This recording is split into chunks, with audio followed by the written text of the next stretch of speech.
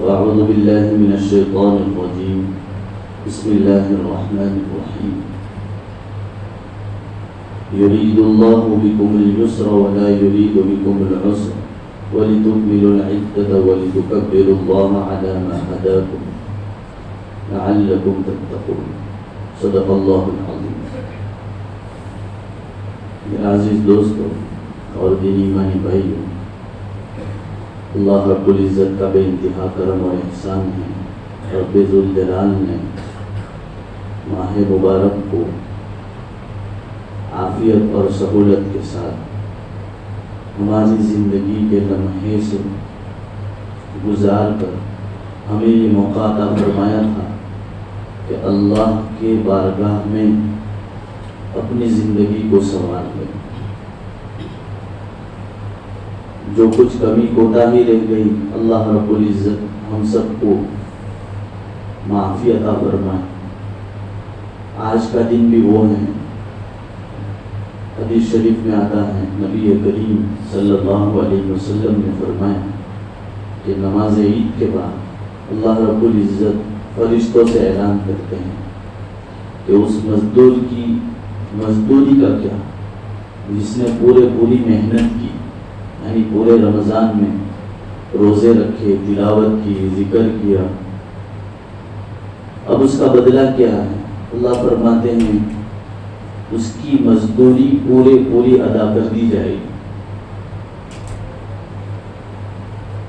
تو اللہ سے ہم یہ یقین رکھیں، اللہ جو ہیں آج ہمیں اس کی پوری بخشش اور اس کی رضامندی کا پروانہ دے دیں، یہ سب سے بڑی دولت ہے۔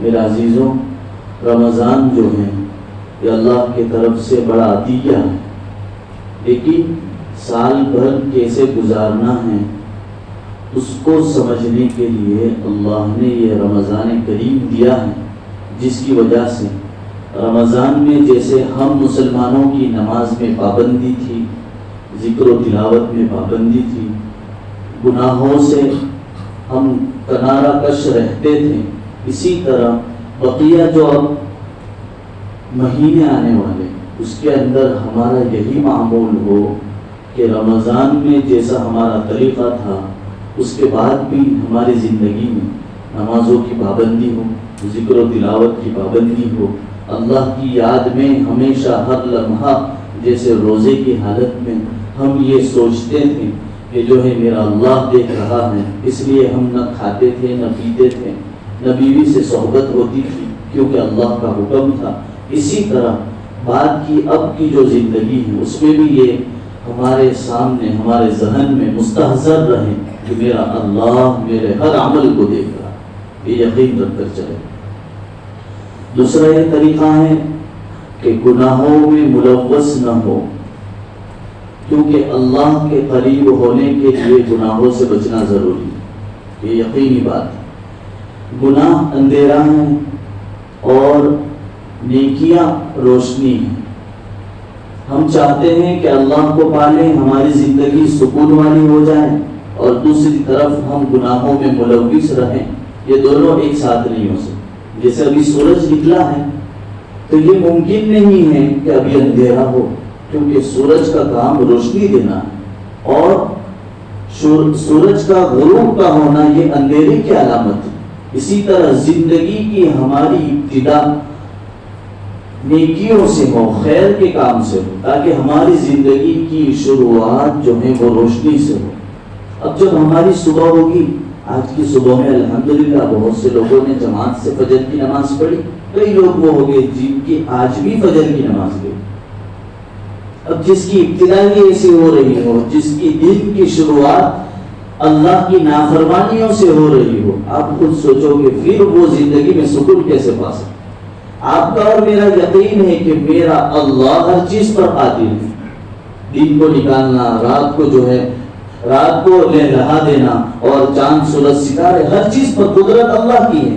یہ ہم سب کا یقین ہے، ہم کلمہ پڑھتے ہیں لا الہ الا اللہ محمد الرسول اللہ، کہ ہر چیز میں اللہ کا حکم چلتا ہے، اور اس کے اگینسٹ، اس کے برخلاف اگر ہمارا طریقہ ہو رہا ہے، اسی کی نافرمانی ہو رہی ہے جس کا کنٹرول چل رہا ہے، تو پھر اللہ ہماری زندگی میں سکون کیسے لا سکتا ہے؟ یہ نہیں ہو سکتا. اس لیے اللہ کا یقین دلوں میں بٹھا کر الا بذکر اللہ تطمئن القلوب، اللہ کی یاد کو دلوں میں بسا. اب یقین رکھو آپ کے پاس کچھ بھی نہیں ہوگا، سکون اور عیش آرام اور راحت کے اسباب آپ کے پاس نہیں ہوں گے، پھر بھی اگر اللہ کی یاد دلوں کے اندر ہوگی، یقین رکھو آپ کبھی بھی پریشان نہیں ہو. کیونکہ ایک آدمی، ایک مومن، ایک ایمان والا، ایک مسلمان حالت میں ہے، پریشانی میں ہے، لیکن اس کو یقین ہے میرا اللہ میری پریشانی کو سدھارنے والا ہے. یہی آیت میں نے پڑھی، یرید اللہ بکم الیسر، اللہ تعالیٰ جس کے لیے چاہتا ہے یسر یعنی آسانی کرتا ہے، اور جس کے لیے چاہتا ہے جو اللہ کی نافرمانی میں لگا رہتا ہے تو پھر اللہ اس کے لیے پریشانی، زندگی تنگ کر دیتا ہے. اللہ کا خود اعلان ہے قرآن کریم میں کہ جو شخص میری یاد سے غافل ہوتا ہے اللہ اس کی زندگی کو تنگ کر دیتا ہے. اور آگے لکھا ہے اس کی معیشت کو اللہ تنگ کر دیتا ہے. اسی لیے روزی کے سب کے لالے، ہر آدمی جو ہے روزی کی وجہ سے پریشان کہ میرا کاروبار نہیں چلتا، میرا گھر سکون سے نہیں چلتا. کیوں نہیں چلتا؟ جس قرآن کریم کو اللہ رب العزت نے صرف مسلمانوں کے لیے نہیں ساری کائنات کے لیے جس کو اللہ نے اتارا، ساری انسانیت کے لیے، وہ خود قرآن کریم کہتا ہے کہ اللہ تعالیٰ کی یاد سے جو شخص بھی غافل ہے اللہ اس کی زندگی کو پہلے تنگ کر دیں گے. ارے تھوڑی سی جگہ میں بیٹھنے کے اندر ہم سب کو پریشانی ہوتی ہے تو اللہ اگر زندگی تنگ کر دے تو سکون کہاں سے آئے گا؟ پھر بچے پریشان کریں گے، بیوی پریشان کرے گی، گھر والے پریشان کریں گے، کاروبار کا ٹینشن ہوگا، ہر آدمی ہر لائن سے پریشان نظر آئے. اور یہی حالت مسلمانوں کی. میرا عزیزوں، اگر زندگی کا سکون چاہتے ہو اللہ کی یاد کے علاوہ کہیں نہیں ملے گا. اللہ کی یاد کیا ہے؟ اللہ نے دن بھر کے اندر 5 نمازوں کا وقت دیا ہے، ان 5 نمازوں کی ہمارے اندر اس کی پابندی. اگر وہ نہیں ہے تو آپ سمجھو کہ پہلا جو حکم اللہ کا آ رہا ہے وہی ہمارے ہاتھوں سے چھوٹا. اسی لیے تو ہمارے مسلمانوں میں بعض لوگ وہ ہیں جو عید کے مسلمان ہیں، یعنی یہ جیسے عید کا رمضان کا چاند ہوا، عید کا چاند دکھائی دیا، اب جو ہے یہ پہلی مرتبہ آ رہے ہیں، اب سیدھے بقرعید پر، بقرعید کے بعد جو ہے چھٹی ہو گئی.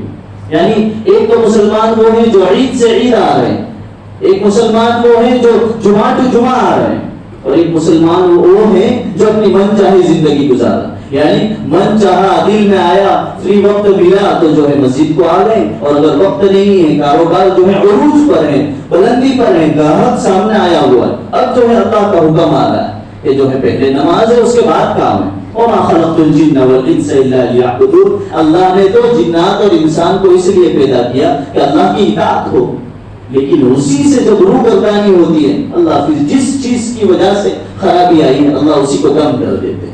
اور زیادہ تر یہ اس وجہ سے ہوتا ہے کہ ہم اپنے کاروبار، بزنس، زراعت اور کھیتی باڑی کے اندر مشغول ہونے کی وجہ سے ہماری نماز قضا ہو جاتی ہے، جس کی وجہ سے جو ہے ہماری زندگیوں میں پریشانیاں مبتلا، اور جو پریشانیوں میں ہم مبتلا ہو جاتے ہیں. اس لیے میرے عزیزوں اس کی طرف خصوصاً توجہ دینے کی ضرورت ہے. دوسری ایک بات، ایک تو نماز کی پابندی، دوسری ایک بات یہ ہے کہ کم از کم دن بھر کے اندر ایک وقت صرف 5 منٹ یا 2 منٹ یا کم از کم کچھ نہ ہو سکے تو اتنا ضرور کریں کہ اللہ نے قرآن کریم کو ہماری اور پوری امت کی، ساری انسانیت کی ہدایت کے لیے بھیجا ہے. کچھ نہ کر سکے، نہ پڑھنا آتا ہو، کم از کم اس کو کھول کر دیکھیں اور اس قرآن کریم کی آیت پر رکھ کر اگر پڑھنا نہیں آتا تو صرف اتنا کہہ دیں یا اللہ یہ جو آیت ہے اس کے اندر جو بھی ہدایت ہے وہ مجھے عطا فرما، پوری امت کو عطا فرما. یا اللہ مجھے پڑھنا نہیں آتا، میں نے کوشش نہیں کی تو مجھے پڑھنا نہیں آ رہا، یا جس کو پڑھنا آتا بھی ہے، حافظ ہے، عالم ہے، جو شخص بھی عام انسان ہے، کم از کم کچھ نہیں کر سکتا اتنا تو کر سکتے ہیں. قرآن کریم کو ایک مرتبہ کھول کر دیکھ لیں کہ اللہ یہ تیرا قرآن ہے، میں گیا گزرا بندہ ہوں، گنہگار ہوں، مجھے پڑھنے کی توفیق نہیں ہو رہی، اتنی توفیق ہو رہی کہ صرف قرآن کو کھول رہا. اس لیے علماء لکھتے ہیں جس کو تہجد کی توفیق نہ ہوتی ہو وہ صرف یہ کرے کہ جب تہجد کا وقت ہوا نماز نہ پڑھے. میں یہ حکم نہیں دے رہا ہوں کہ تہجد نہیں پڑھنی، یہ نہیں بتا رہا ہوں، آسانی بتا رہا ہوں کہ تہجد پر کیسے آئیں گے. اس کے لیے پہلے اسٹیپ چڑھنا ہے، سیڑھی چڑھنی، وہ کیسے کریں گے؟ کم از کم اتنا کریں کہ جیسے تہجد کا وقت ہوا صرف بستر سے اٹھے اور بیٹھ جائیں، نہ پڑھے، من نہیں ہے نہ پڑھو، صرف اپنے نفس کو مارو، اپنی من چاہی زندگی کو مارو. پھر اللہ حکم دے رہے اللہ مجھ سے اتنا ہوا، اللہ سے اتنا کہے، بس میں بیٹھ گیا، پھر سو جاؤ. پھر جب ایسا کرتے رہو کچھ 15 دن، مہینہ، 2 مہینہ، 1 سال گزر گیا، صرف بیٹھ جاؤ. اللہ کی ذات سے یقین رکھو، تمہاری اتنی کوشش پر بھی اللہ نوازے گا. اللہ اتنا غفور الرحیم ہے. پھر آہستہ آہستہ کوشش کرو کہ چلو اب بیٹھ رہے تھے اب کھڑے ہو جاؤ. پھر اتنی کوشش کرو کہ چلو کچھ نہیں کر رہے تھے وضو کر کے سو جاؤ. پھر کوشش کرتے کرتے اگر محنت کرو گے، من قرع الباب دخل، کہتے ہیں کہ جو دروازہ کھٹکھٹاتا ہے، دروازے کو دستک دیتا ہے، یقین جانو دروازہ ایک دن کھل کر رہے گا. دروازہ ہم کھٹکھٹاتے ہیں، دروازہ کھولنے والا ایک وقت ایسا آتا ہے کہ وہ کھولتا ہے. کون ہے جو پریشان کر رہا ہے؟ دروازہ کھولتے ہیں. اسی طرح اللہ کے دروازے کو کھٹکھٹانے کا یہ موقع ہے کہ ہمیشہ اللہ کے سامنے یہ آہوزاری، گڑ گڑانا اور اللہ کے سامنے رونا رکھو. اللہ سے یقین رکھو، اللہ کا دروازہ بند ہوتا ہی نہیں. حسن بصری رحمۃ اللہ علیہ نے ایک بڑھیا جو تھی اس کے پاس جا کر کہا کہ اللہ کے یہاں مقبولیت کی کون سی گھڑی ہو اور کس وقت اللہ کا دربار کھلا ہو پتہ نہیں ہے. تو وہ بڑھیا کہنے لگی کہ اللہ کا دروازہ کبھی بند بھی ہوتا ہے. حسن بصری جو وقت کے اتنے بڑے امام تھے وہ کہنے لگے میرے وہم و گمان میں بھی نہیں تھا کہ میں وقت کا اتنا بڑا عالم، اتنا بڑا مفتی اور اتنا بڑا میں پہنچی ہوئی ہستی تھی، اس کے باوجود میرے ذہن میں یہ نہیں تھا کہ اللہ کا دربار تو کبھی بند ہی نہیں ہوتا. وہ بڑھیا کہنے لگی اللہ کا دروازہ کبھی بند ہوا ہے؟ یہ بات ہے کہ اللہ کا دروازہ کبھی بند نہیں ہوتا ہے. اس لیے میرے عزیزوں کم از کم یہ کرے کہ 5 وقت کی نماز ہو. دن میں ہم جو ہے قرآن کریم کو صرف 5 سیکنڈ کے لیے کھول کر صرف رکھ دے. یہ نہ کرے کہ تاخچے میں جو ہے رمضان ختم ہو گیا تو اب گوش چڑھا کر اس کو رکھ دیا، اب سیدھا جو ہے رمضان آئے گا اس کے بعد پھر سے کھلے. ایسا نہ ہو. اتنا تو ہر ایک آدمی، ہر ایک مسلمان کر سکتا ہے کہ قرآن کو کھول کر قرآن سے اللہ سے یہ کہیں کہ اللہ یہ تیری ہدایت کی کتاب ہے، مجھ جیسا گنہگار بندہ اس کی توفیق نہیں ہوتی. اللہ اتنا کر رہا ہوں کہ اللہ قرآن کو میں نے کھولا ہے، اللہ اس کے پڑھنے کی توفیق دے دے، بند کر کر رکھ دے. پھر آہستہ آہستہ ایسے کرتے کرتے انشاءاللہ ایک دن پڑھنے والے ہو جائیں گے. اسی لیے کہتے ہیں کہ جو آدمی بولے گا اللہ کے سامنے گڑ گڑائے گا، اللہ تعالیٰ ایک دن اس کی ضرور سنے گا. اللہ رب العزت مجھے آپ کو کہنے سننے سے زیادہ عمل کی توفیق عطا فرمائے. ہمارے یہاں الحمدللہ بمڑوے میں نوجوانوں کی بڑی محنت کی ہے، نوجوانوں کی بڑی قربانیاں رہی. آج کے دن بھی اللہ رب العزت کا بڑا احسان ہے. اللہ کے یہاں نوجوانوں کے سجدے، نوجوانوں کی عبادتیں بڑی مقبول ہیں. ایک آدمی جو ہے ایک زمانہ گزرنے کے بعد جو ایکٹیویٹی اور جو انرجی ہوتی ہے وہ جوانی کی عمر میں ہوتی ہے، اس کا کام، اس کا جوش، اس کا بلبلہ، اس کی طاقت اللہ کو بڑی پسند ہوتی. کیوں؟ اس لیے کہ اس کی خواہش جو عمر والے ہیں اس سے زیادہ ہوتی ہے. یعنی گناہ کے کرنے کے اثرات نوجوانوں میں زیادہ ہوتے ہیں کیونکہ وہ جوشیلے ہوتے ہیں. اس کے باوجود اگر وہ اللہ کے حکم کو پورا کرتے ہیں، اللہ کہتے ہیں کہ یہ بندہ جس کی جوانی میں اتنا جوش ہے یہ گناہ کر سکتا تھا، اس کے باوجود میرے حکم کو پورا کرنے کے لیے آئے. اللہ جو ہے اس جوانی کی عبادت کو اپنے یہاں بڑا مقبول رکھتے ہیں. اور یہی ہمارے نوجوانوں نے، بامڑویل کے نوجوانوں نے الحمدللہ یہ کیا کہ آج کے دن انہوں نے پورے گاؤں والوں کو جو ہے دعوت دی ہے.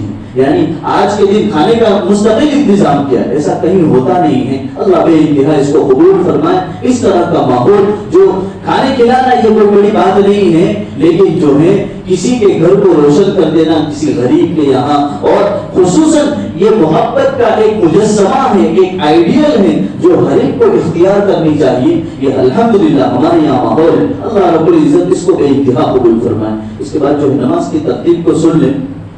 نماز کے اندر آج عید الفطر کی نماز ہے. جس کا فطرہ باقی ہو وہ بھی ادا کرتے ہوئے صدقہ فطر کے بارے میں باہر لکھا ہوا بورڈ لگا ہوا ہے، جس کو نہ سمجھ پڑے وہ مجھ سے یا کسی اور سے جو جانکار ہو اس سے پوچھ لے. صدقہ فطر کو ادا کرنا واجب ہے. بچوں کا بھی، جو چھوٹے چھوٹے بچے ہوتے ہیں اس کا بھی ادا کرنا ہوتا ہے. گھر میں جتنے بھی فرد ہیں اس کو ادا کر دیا جائے. ٹھیک ہے، صدقہ فطر